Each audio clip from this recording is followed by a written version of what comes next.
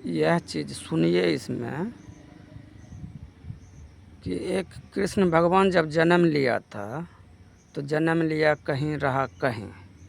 अगले जन्म में कृष्ण भगवान वह माँ के पास नहीं रहा, वनवास चले गया। तो उसके पास नहीं रहा 14 वर्ष, जिसके कारण वनवास गया। अब उसको 14 वर्ष देखिए वनवास हुआ, फिर ये अपनी माँ के पास 14 वर्ष जा कर के समय बिताया। उतना समय पूरा करना पड़ेगा। इसी तरह मेरा भी समय है कि कहाँ बिताना है, कैसे करना है, हम करते हैं। सुनिए, देखिए। अगर श्री कृष्ण भगवान थे तो उनके माता पिता वासुदेव जी और देवकी को 14 वर्ष तक कारागार में क्यों रहना पड़ा? जब श्री कृष्ण ने कंस का अंत कर दिया था तब मथुरा में एक नया सवेरा हुआ। चारों तरफ लोग बहुत खुश थे क्योंकि कंस का अंत हो गया था। कंस का अंत करने के बाद में जब बलराम जी और श्री कृष्ण उस कारागार की तरफ बढ़े जहां पर वासुदेव और देवकी दोनों कैद किए हुए थे, तो बहुत सारे लोग उनके पीछे पीछे चलने लगे। सभी जब कारागार के पास पहुंचे तो श्री कृष्ण ने जब कारागार का दरवाजा खोला तो अंदर वासुदेव और देवकी उनको देखकर रो पड़े, क्योंकि जन्म के बाद वो पहली बार अपने पुत्र को देख रहे थे। देवकी अपने पुत्र को देखकर कई समय तक रोती रही। जब कृष्ण ने कहा कि चलो अब इस कारागार से बाहर चलो, तब देवकी ने कहा कि कुछ प्रश्न है जो मैं तुमसे पूछना चाहती हूँ, क्या तुम उत्तर दे पाओगे? कृष्ण बोले, क्यों नहीं माँ, जरूर पूछो।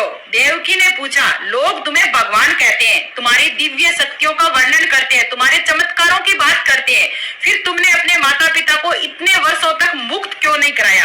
देवकी मैया का ये प्रश्न सुनकर सभी लोग मौन हो गए और भगवान कृष्ण की तरफ देखने लगे। श्री कृष्ण ने देवकी मैया का हाथ अपने हाथ में पकड़ा और बहुत ही शांत स्वर में बोले, मैया, जब सृष्टि के रचयिता ने ये सृष्टि बनाई थी तो कुछ नियम बनाए थे और उस नियम में उन्होंने ये भी लिखा था कि इस पृथ्वी के ऊपर सभी कार्य एक निश्चित समय पर और कर्म के अनुसार ही होंगे। फिर चाहे वह भगवान ही क्यों ना हो, वह चाहे अवतार लेकर ही क्यों ना आए हो, उन्हें भी इस सृष्टि के नियमों का पालन करना पड़ेगा। देवकी बोली, लेकिन पुत्र, जब तुम मेरी कोख से जन्म लेने वाले थे तो हमें इतना दुख क्यों मिला, हमें 14 वर्ष का कारागार क्यों मिला?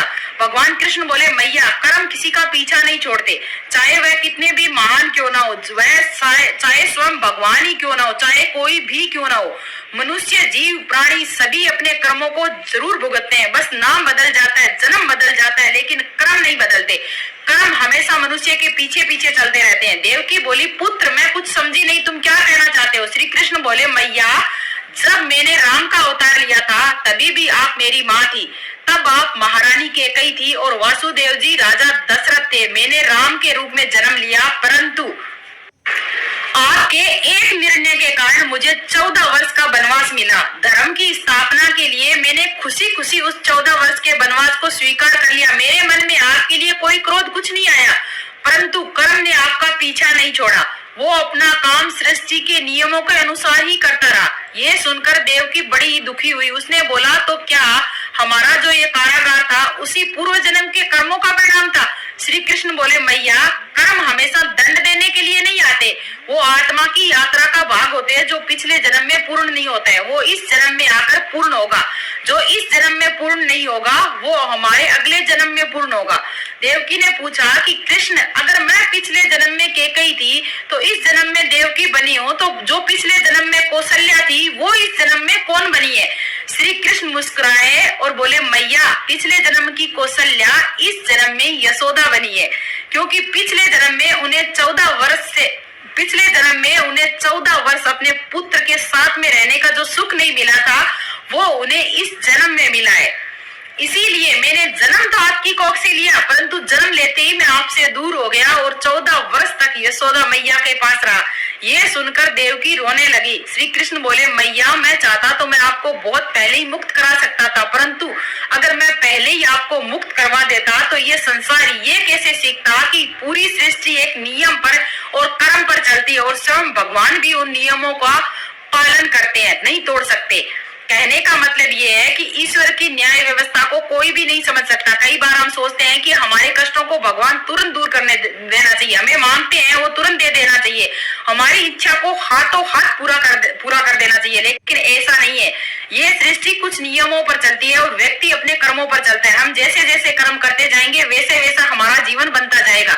जब भगवान खुद सृष्टि के नियमों का पालन करते हैं तो हम क्यों नहीं कर सकते।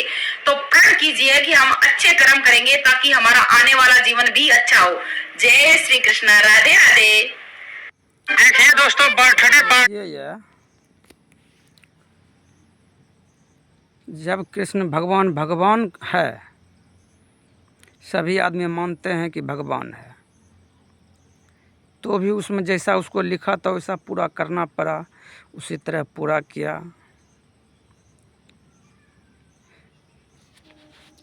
यही चीज़ सोचने समझने की बात है।